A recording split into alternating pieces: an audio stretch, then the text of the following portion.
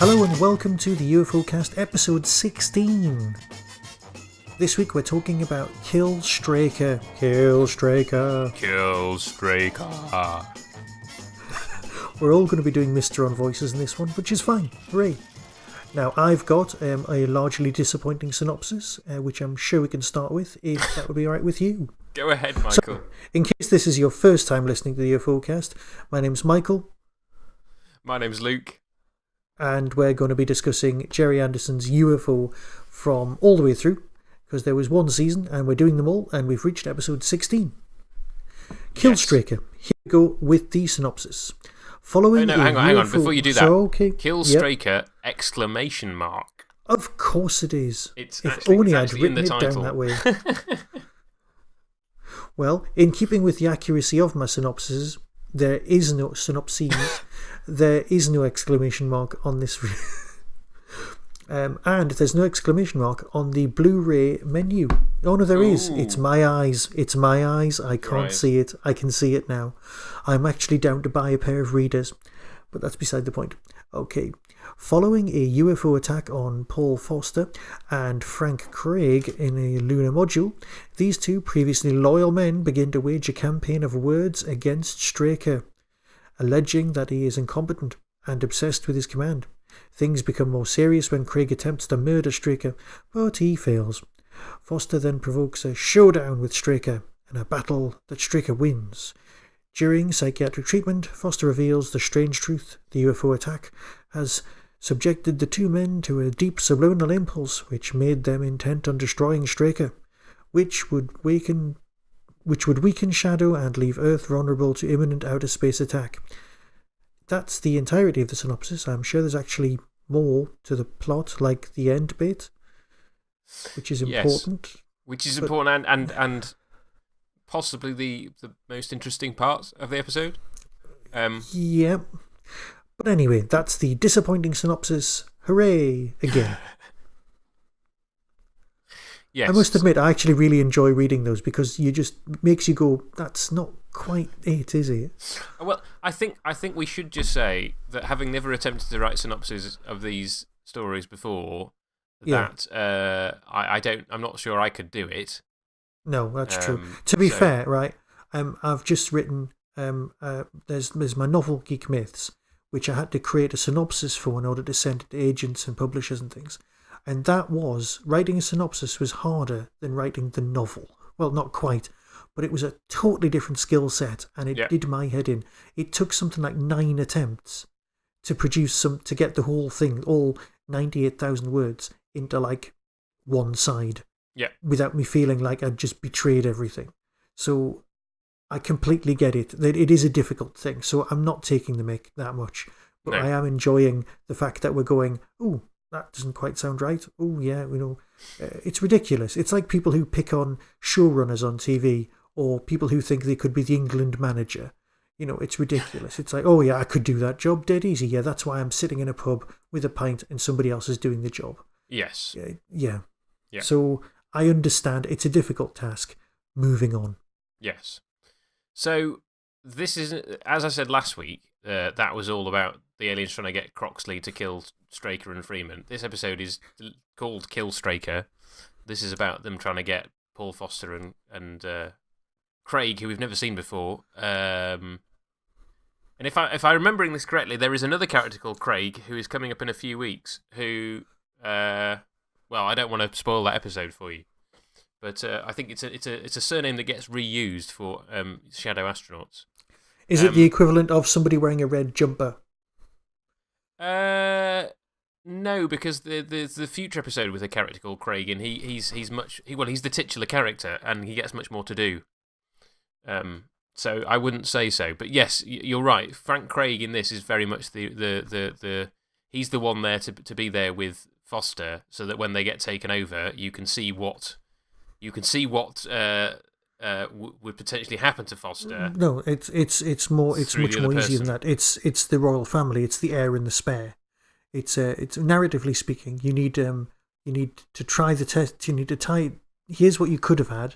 They show you on the disposable character. Yes. And then the character you can't get rid of, they show you the same thing but different. Yes. I mean, we but get that. So you get something like, I don't know. I mean, there must be loads of examples. I'm trying to think. Oh well, yeah, the Green Death, for example. You have to have characters get infected by it and die, so that you can then go, oh, what's going to happen? Or Revenge of the Cybermen. You have to have somebody killed off early by a Cybermat, so that when Sarah Jane gets attacked, you're like, oh no, she's going to die of poison. And in this case, it's a case of these two guys have been taken over by Straker. Actually, no, I've just come up with the perfect Jerry Anderson example. The very first episode of Captain Scarlet. Exactly. You have Captain Scarlet and Captain Brown. And Captain Brown is the disposable one. He's the one that gets turned into a human bomb by the Mysterons and is never seen of again. And then you have Captain Scarlet, who is... I mean, obviously, you haven't really become attached to him because he's the first episode of the show, but he is the title character of the show, so you're like, oh, okay, what's going to happen to him? And or Captain Black. Captain Black is the person who becomes evil. Yes, and I suppose Captain Scarlet has exactly the same... in the original version of Captain Scarlet, he's the one who gets exactly the same thing done. Yes. And then all of a sudden gets his personality back for no adequately explored reason. Apart from the fact he got shot and fell off a big car park. Hey! Because obviously falling off a car park can do... Anyway, crashing on. At least they fixed that in the new version of Captain Scarlet. Because he gets several thousand volts through him as well. Is that what it is? Off a car park. I'd forgotten how it happens. I have seen the new version of Captain Scarlet. He gets the Mysteron burnt out of him. Right. Okay. Yeah. But right. So my big. Can I start with my big problem with this story? Feel free. And it's sort of the same problem that I have with the Black Guardian trilogy in Doctor Who. In that you set up the fact that there's a character trying to kill the Doctor, and then you in that case you spend 3 stories stopping that happening in increasingly implausible ways potentially. And in this one, you have very early on the viewer knows more than the characters in this one. You know what's happened right from the off, and then you'll watch it. It's like a Columbo episode. You're watching them figure it out. And it's very clear, and it's explained at the end by Dr. Jackson, this very, very specific impulse to kill Straker has been implanted in the heads of both these guys, right? Right. And yet, the story goes out of its way to give them charmed lives. Because surely the aliens don't care whether Craig lives or whether Foster lives. As we see with Craig ends up blowing himself up. But surely, if that impulse is there in your head, the minute that Straker walks in the room, blow his face off. Exactly. That's the issue that I have with this with the story. It's like actually no, sense. Both of them take their time, and Straker and Foster, I suppose. I suppose you could interpret it and say, well, actually, what Foster is trying to do is to kill Straker by removing him from the head of Shadow, and then effectively that's his life over because everything he sacrificed for would be gone. So you could say that Paul Foster is subconsciously interpreting the instruction. Paul Foster's subconscious is being pedantic in order to try and save someone. Quite possibly, yes. But that aside, I just think it's if this really happened. Should we say, if there wasn't the fact that that your main characters have to survive it, you would just the first scene it would be Straker walks in, Foster pulls out his gun, shoots him in the face before anybody is suspicious, or both of the pilots throw themselves at him. Yeah, or they crash the moon rocket into I don't know any number of things that they could do. Yes, but because the script is constrained by the fact that Straker can't die, it has to be then, I think, that little bit implausible in him surviving. I mean, the attempt with the syringe, he just happens to wake up. Or he isn't asleep, I don't know, either way. Well, to be fair, have you ever tried sleeping on a plastic mattress? Well, you'd wake yourself up with a squeaking. just turning over. So it's probably his own... He's probably only half asleep. Yes, or maybe he just sleeps lightly on alert all the time. True. because he's a vigilant fox. Yeah, he is Straker. Yes. Quick question. Yeah. I know we do Jerry Anderson watch and things like that later on, but does it count that the Mysterons are quite clearly the ones trying to hypnotise anyone at the beginning? Does that count as Anderson watch? I mean, not officially in terms of there's no actor crossover at this point. But yes, it is. You're right. It does feel somewhat Mysteron-esque. But then I think there's a reasonable thematic crossover anyway, in that you've got, in the setup of both shows, you've got aliens. I suppose not so much at war with Earth in this one. It's more a sort of it's expediency that brings them to Earth, whereas with the Mysterons it's very much a revenge conflict. No, that's fair enough. Yeah. Yes. Oh, so there should be a procedure for. Oh, we've checked this room. It happens to have 3 chutes going out of it, but we're not going to check down there, are we? No, I get it. Yeah, I mean, they even called them the laundry chutes, didn't they? Yeah. It is a bit pants. It really is. Can I just compliment because you forget in these days of electronic editing, you forget that every single one of those edits must have been done by hand with a splicer. Yes. And the opening abduction scene at the beginning has got things that are lasting 5 frames. Oh, it's ridiculous. Yeah, it's incredibly intense. The cutting between the UFO model, the model of the shuttlecraft, and the interior of the shuttlecraft, and the swirly hypnotism, lights. And the swirly lights is incredible. You're seeing on the back of your eyes. You're seeing all 4 of these images at once. Yeah. It's a magnificent piece of editing and filmmaking. Yes, and you do forget that is just hours and hours of work sticking those together. Yeah, it's all done by hand. On a nice big Steenbeck, probably. Yes. And just again, it looks so good. I mean, particularly on Blu-ray, but even on the DVD, which I've got on in the background right now, it's really well filmed and shot, and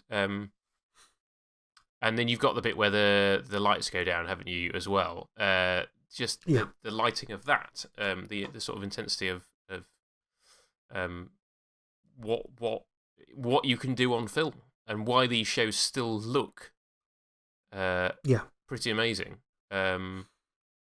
now, because they were made in such a way that they have that longevity. It was very far-sighted of the makers to shoot it in this way. Because you could easily have shot this on film, couldn't you? On video. Yeah. On video, yeah. And it would look like Doctor Who does. A lot cheaper than. I mean, I know we love it. We do, but this is easier on the eye. We love Doctor Who in the way we love our family members. We know they're tremendously flawed, but they're ours. And this is just sleek. These UFO episodes are just great to watch. They're mini movies. Yeah. And all right, the pacing's different and it's of its time, and there's always going to be flaws, but no, it's still great. Yeah. Yeah. So we've got the initial thing. So the plot basically splits into 2. You've got 3. You've got the initial incident that they have to deal with, and then we've got Paul's being a bit stroppy. Yeah. But are we accepting that it's his subconscious not just immediately killing him?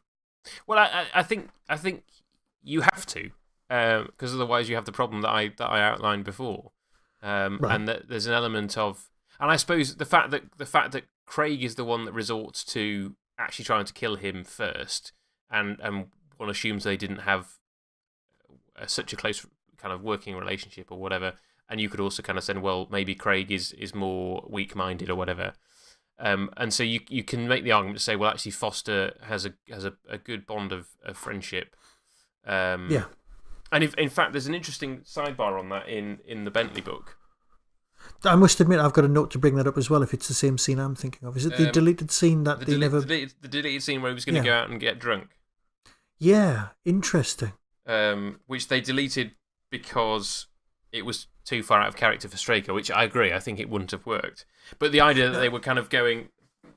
The reason that they had it in was because of the depth of feeling that Straker had for Foster, which, as I said last time, I think there is a sort of inconsistency between some episodes as to how close they are, because the show establishes very early on the length of friendship between Straker and Freeman, and you can maybe imagine him getting upset over the death of Freeman, but I can't make that link for no, Foster. I can. Are we of the same opinion that Straker's got has had a drink problem in the past, and is basically going to his own shadow version of Alcoholics Anonymous, or is it, as I was seeing it, that Straker is so used to being... There's two different types of people who don't drink. Well, three. The first one is people who've had problems in the past. Yes. The second one is much more like me, who, people who are control. They might be seen as control freaks. People who don't like not being in control. Yeah. And I always saw Straker as more that kind of person. He doesn't drink not for reasons of like. He just doesn't like being in control. It's like when you first have a kid, and somebody in the house maybe wants a drink. Even subconsciously, only one of you does that, just in case of emergencies. Or perhaps that's just me. No, I mean, I just don't know. My wife doesn't drink, and I'm a very exactly. I don't drink very much at all. I seldom drink, and I think you're right. I think, and I would say there's a third group of people, which is probably quite small, of people who just don't like alcohol. Yeah. And then I suppose people who don't drink for principled reasons. But yes, I think you're right. Straker is very much the kind who doesn't drink because he needs to be in control. Letting go. Yeah. Yes, and I don't think I would see recovering alcoholic in his character. I don't think so. My reading was definitely that at the beginning when I started watching the series. Yeah. But now that I've given it a lot more thought, I'm definitely leaning more towards that, especially after seeing him drink at his wedding. Because like even people who don't drink will drink to celebrate in that sense. So arguably I could have seen him trying to not drown his sorrows, but you know what I mean? Like having a drink to absent friends, that kind of thing. Yeah. I could have seen him doing that. But that is worthy of note. So at least we're in agreement on that one. General Henderson is back this episode. Yay! What did you make of his appearance, brief though it is? Well, he's the villain of the piece. Because again, just like last time, there's a bit of UFO action at the beginning, and then there's no more UFOs. Yes. And we're always dealing with the after effects of their visitation. Yeah. And here he's trying to like mess with somebody. Said, I don't know. Henderson's kind of a MacGuffin here. It's like who do you report Straker to? There's only one person seen in the series that you can do that to, so it has to be Henderson by default. Yeah. Yeah. Yes, he does seem a bit sort of one note. He just seems angry all the time. It's another kind of episode where the cost of shadow comes up, and it's this whole Straker's building his empire again stuff. One of the first attack on him, the thing with the syringe of air in the blood. Yes. Right now, I've been in hospital quite a lot. My wife's been in hospital quite a lot, and it's the sort of thing that comes up in conversations with nurses if you're in hospital for more than a month, sat there, and you're worried about... Because you're on a drip, and you're looking at this stuff going into you, and you see air bubbles. You see air bubbles go down those vines. Yeah. And you're thinking, oh my God, I've seen too many things where somebody's going to die because there's an air bubble in them.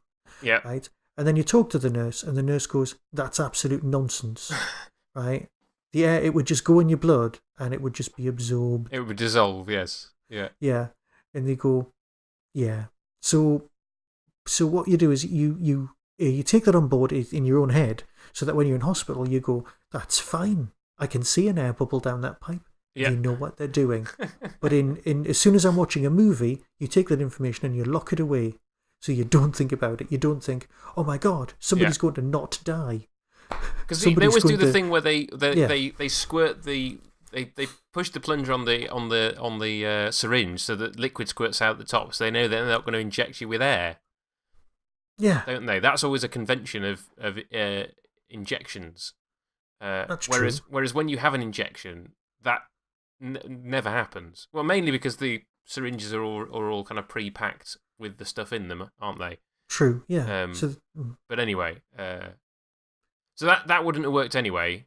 Apparently, that's what the nurse told me. But she might have just been trying to make me feel better about the fact that they were going to kill me. Well, I mean, you're still here, so it's clearly all right. Yeah. Good point. Good point. So yeah, you see that in films right now. You've got Straker wandering around, smoking on the moon, which I know we've covered in the past, so we don't have to go on about that again. And his reactions are a bit weird, because it's like, oh no, somebody's trying to kill me. I'm off back to bed. I mean, this man must really like his sleep, right? So you've got this attempt to kill him. Because you've got that whole thing of this guy's trying to kill me. What's happened? And you would think, isn't Foster... and Foster's already been acting strangely at this point. Wouldn't you at that point go, should we lock him up and find out? Yeah, they were missing for 16 hours. Something happened. Even if it was something as like gentle as like the anoxia that was in one of the other episodes that made people go doolally. It was just air supply thing. So they'd need to undergo a medical before they were allowed back in general circulation. Yeah, exactly. So then you've got the whole 9/11 thing where the guy tries to blow himself and Moonbase up, and they decide to use the one tiny machine gun that's outside to try and take him out. Clearly they've thought perhaps somebody might walk up close and try and kill us at some point, because you've got the other episodes where similar things have happened. Yeah. I must admit, there's a something that we would call a CSO shot or a back projection shot where the spaceman's outside the spaceship, outside the leisure dome. Yes. And it does look a bit ropey. Well, it's a bit ropey because the backdrop was clearly reflecting off the metal on his helmet, so it becomes see-through. But it's still better than generally what you'd see on video. It's still very well done. And here's the thing: we were just talking about going back to the hypodermic thing. Foster knows about it. That's true. It's the thing that tips Straker off that something's wrong. Eventually, too late, as it turns out. Yeah. So there's almost an element of the fact that we never saw what went on, but clearly there was a collaboration behind the scenes between Craig and Foster, at least to the extent that Foster knew what Craig was going to do. Yeah, I'd not thought of that. It's a very good point. Well, but I don't know how. We just know that for some reason, Foster knows that Craig tried to kill him with a hypodermic syringe. So perhaps that's one of the methods that was implanted by the Mysterons. Yeah, quite possibly. I don't know. What did you think of the scene where they confront each other in the control sphere? And Foster's going to kill him. Yeah, but he ends up broadcasting it to everyone. Yes. It's meant to be all standoffy, but you're just kind of thinking, well, I think both of these people are going to survive.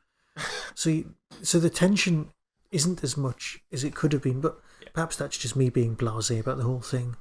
No, I think, like I said, I think that is a weakness of the episode, is that you know it's not going to work out badly. You know that Straker's not going to die, and Foster's not going to die either. They're two main characters at this point. The brave thing would be to have done that, or the more interesting thing, I think. Yes.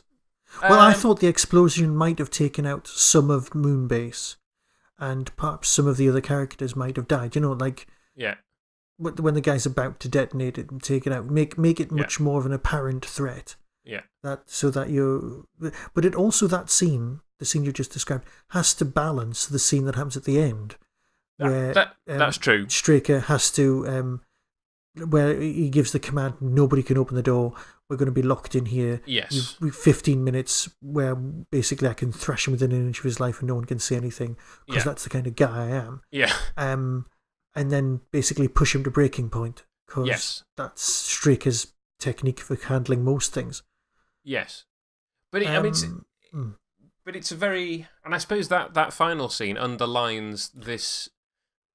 And I say supposed, because I don't entirely buy the strength of feeling that this episode suggests that the characters have for each other. Yes, but the fact that especially Straker, considering that Paul's in love with the commander of Skydiver. Well, yes, as discussed a few episodes ago. Yes, we were chastised for that in an email for snickering at it, apparently. So I do apologise if that was how it came across. Actually, no, we probably did. So apologies. So let's just apologise. Let's just apologise for that. But yes, the fact that basically the episode ends with Straker essentially putting his life on the line to save Foster from the fate that is implied would be waiting for him. No one retires from no one resigns from Shadow. Yeah, what's all that about? Well, I think it basically he will be shot? I think the implication is that they would have to. Oh well, at the very least, lock him up for the rest of his life. Yeah. But potentially the implication being that no, they'd have to kill him, because he knows too much. See, that's not something you'd sign up for, is it? You'd be like, well, I'd like to leave. I found a slightly better job with better pay. Well, I'm sorry, but I think if you'd read your contract properly, we have to kill you now. Yes, but I mean, I suppose it's a real issue. It's a live issue, isn't it? In the real world, there are spies who resign from. Retire from secret services, yes, but and they're don't all sent to a small village in North Wales, surely. Well, I was just going to say it plays into the prisoner, doesn't it? I mean, and obviously some of them. There was something you mentioned. Yeah. I was going to say, like these days, the ex-head of MI5 and stuff is known, like, and they do interviews and things like that. So. I don't see that you couldn't resign from an organisation like this, but there would have to be sanctions for if you spill the beans. The people who worked at Bletchley didn't discuss it until the late 80s, and even then, a lot of them wouldn't discuss it at all once it became declassified. So it's the equivalent of that. A few weeks ago, you brought something up and created something in my head, which I've kind of stuck with, which was where you take one program and see how many changes you would need to make to turn it into another one. Yes. And I really liked that. So I've kind of looked at this particular episode and I've realised that it lends itself best to being a Torchwood or more likely a Star Trek Next Generation episode. Because this end sequence where somebody's been brainwashed and then they have to be broken in order to make sure that they're not going to become killers, that's a very Torchwoody kind of a thing to me. Yes, I mean you can imagine Captain Jack in that mould. I mean you can even imagine Patrick Stewart. Yeah, definitely. Doing it. I'm now trying to think whether there is actually an episode of either of those shows that does this, because it's the kind of thing that it would make sense for them to have done a plot like that.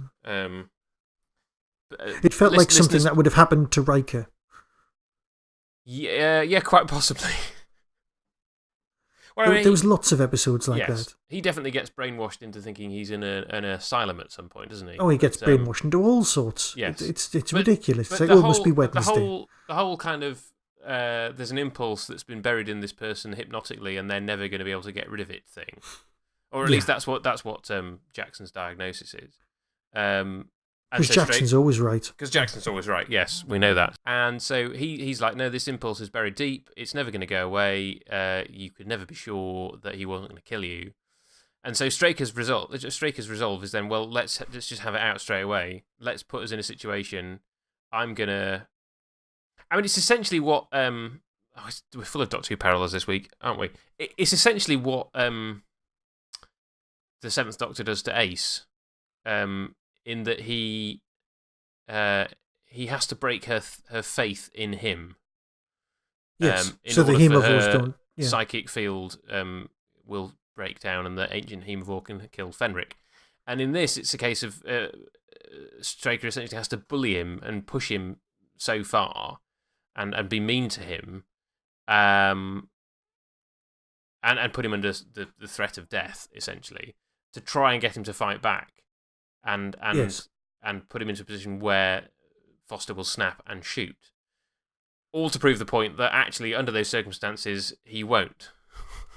No, but what he will do is report him to someone for wanting more money to be an empire builder. It didn't really. It's one of those things that if you look at too closely, it doesn't really feel right. No.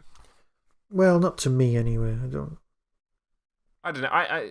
Which part of it doesn't feel right? The whole. Well, like you said, if his subliminal message is to kill him, yeah, reporting him to someone and saying, "Oh, he's going to spend a bit of money," when really what he's going to do is spend a bit of money, it doesn't feel like a very good plan. It's not going to be in Sun Tzu's The Art of War. No. It's like, when you are trying to kill someone, it is best to report them to their superior for doing their job. It's not a piece of ancient wisdom. The whole point is it's not. It's all about whether Straker is actually doing his job, or whether he's overreaching himself. And that whole thing of I think we talked about it the other week of what would happen if the aliens stopped coming. What would happen to Shadow if the aliens decided, well, let's just stop going for. We're okay. We've got enough body parts. We'll survive for a bit. Let's stop going for 10 years and hope that the sheer cost of running Shadow will put them off. True. That's actually an episode of Terrorhawks from Big Finish. Is it? Where Zelda decides not to bother for a while, so that Terrorhawks gets almost decommissioned and taken out of the game. It's quite a clever storyline. Yeah. So, and I suppose that's the point here is that you have. They even say in the episode that UFO sightings have been down, and Straker's guess from that, and he basically says most of this job is guesswork, is, well, they're waiting and they're going to attack en masse, which, as it turns out, they do in a few episodes' time. But that's a story for another day. Whereas the flip side of that is Foster kind of going, no, you're wrong, and you're just building an empire here. And either could, to an outsider, and to someone like Henderson who has a massive chip on his shoulder, that could be the more plausible explanation. It does make sense, yeah. And it's only we, the viewer, who have sympathy for Straker, though he makes it difficult at times. It's only we, the viewer, who have sympathy for Straker, and the way that the stories are told are he's the hero. That we're with him. That we're like, no, he makes the right decisions. And so if he says we need more moon bases, we need more moon bases. But we've already discussed that what they actually need is more space stations. Yes. In a nice, probably 6 of them, at least, or 5 more. You have moon bases. And there was the bit even at the beginning of this episode, wasn't there, where they're like, oh, the UFO's changed course, the interceptors aren't going to make it, and you go, well, that's. Or last time in ESP, where the interceptors fired their missiles, they thought they'd killed it, and what had happened was it had dodged. It had slowed down, and then they'd fired all of their missiles, and then it just flew straight past. Yes. Going, oh, sorry, mate, design flaw, you've only got 1 missile each. Yes. Yeah, it'd be like in D&D. It's like, and the UFO took the dodge action, and the UFO missed. Yes.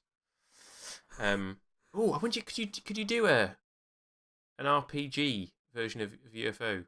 Oh, quite easily. I'd probably use the generic universal role playing system, the GURPS one, because I've already got the GURPS, Steve Jackson's one. Right. Because it was a generic role playing system that was adaptable to any genre. Right. I've already got the Prisoner version myself, so you could definitely. I know the Prisoner role playing game. Oh, that sounds nice. Sorry, I've just remembered there's a scene in this where there's a window cleaner turns up at one point to distract Paul. He like taps on the glass. It's like, hello, I'm here to clean the windows on the moon base. Yes. Yeah.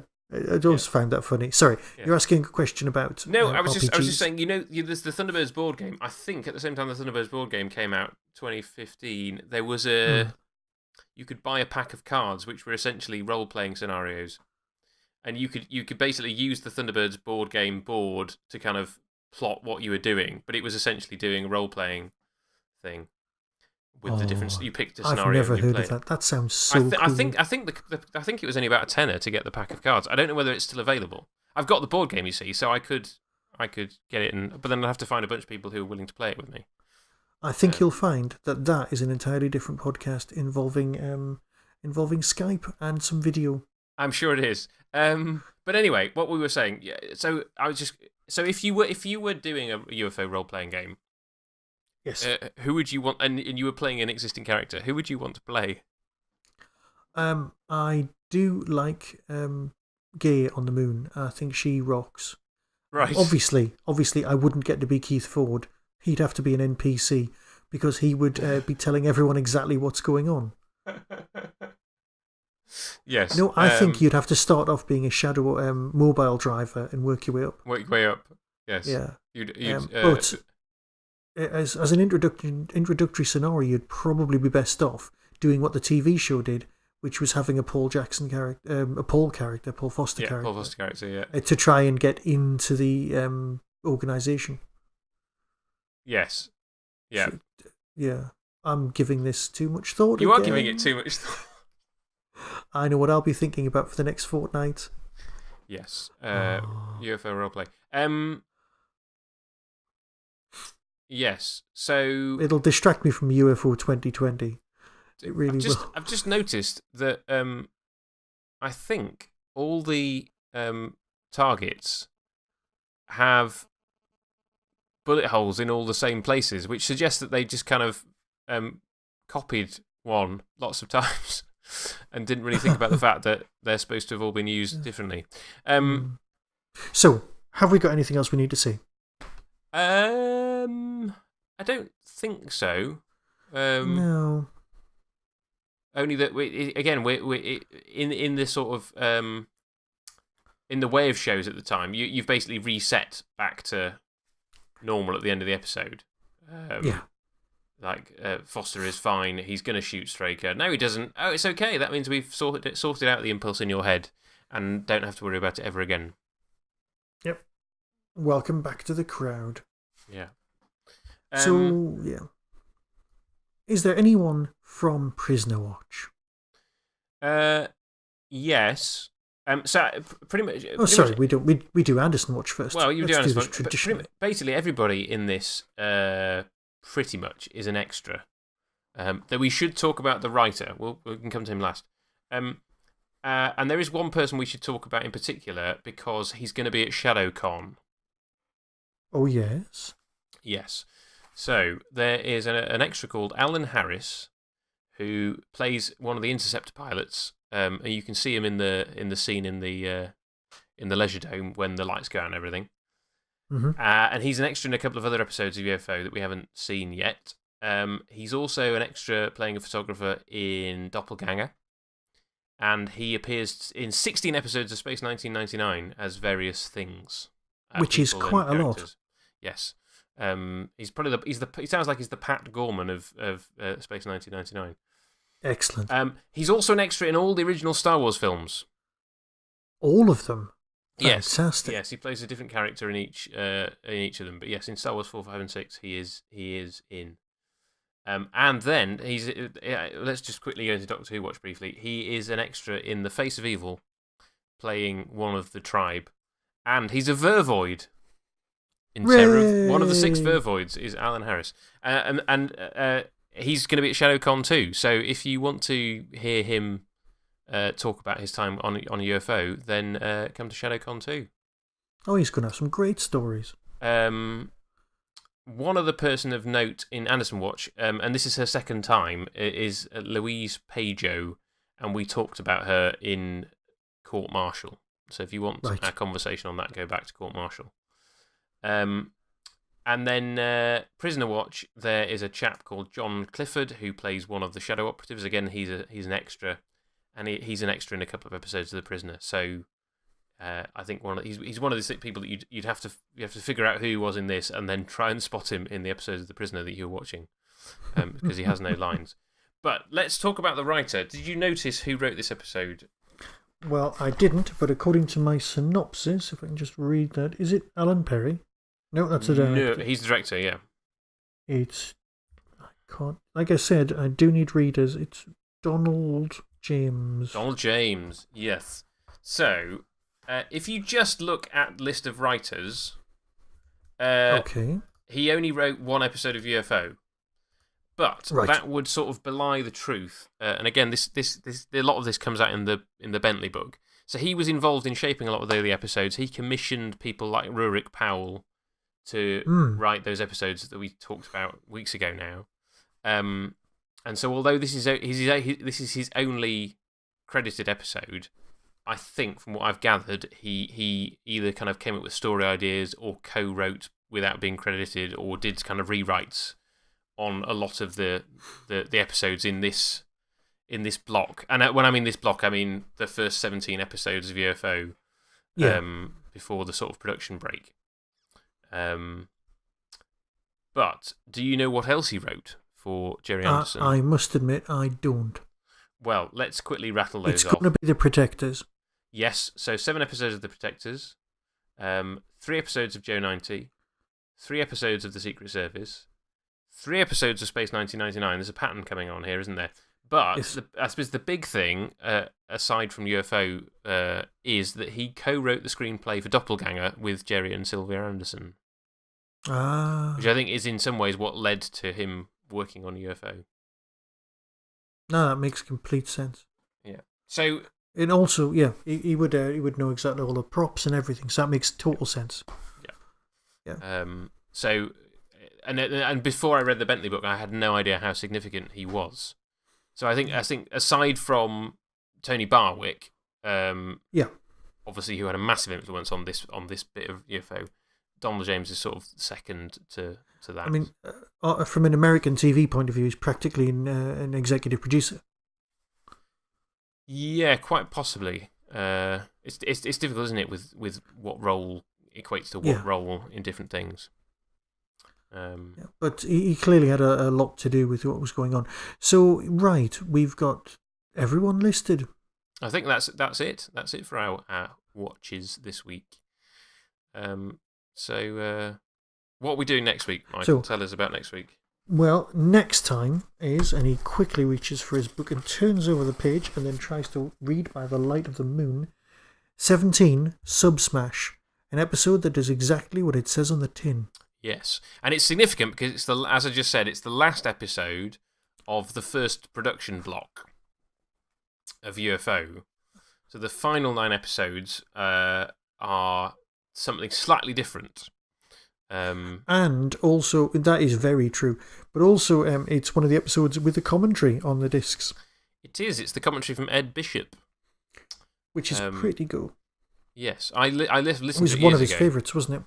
Yes, but I seem to recall you're not a fan. But we will talk about that next time. I am, but that's mainly because it's submarines. Right. Okay. Well, we'll dig into all of that next time. We certainly on the UFOcast. But until then, be seeing you. Be seeing you. You have been listening to the UFOcast with me, Luke from Tmudwup. And me, Michael, from the Tin Dog Podcast. Please get in touch with the show. Let us know what you think and any feedback you might have at UFOcast@yahoo.com. Or on Twitter at UFO_cast. Available on Stitcher and iTunes.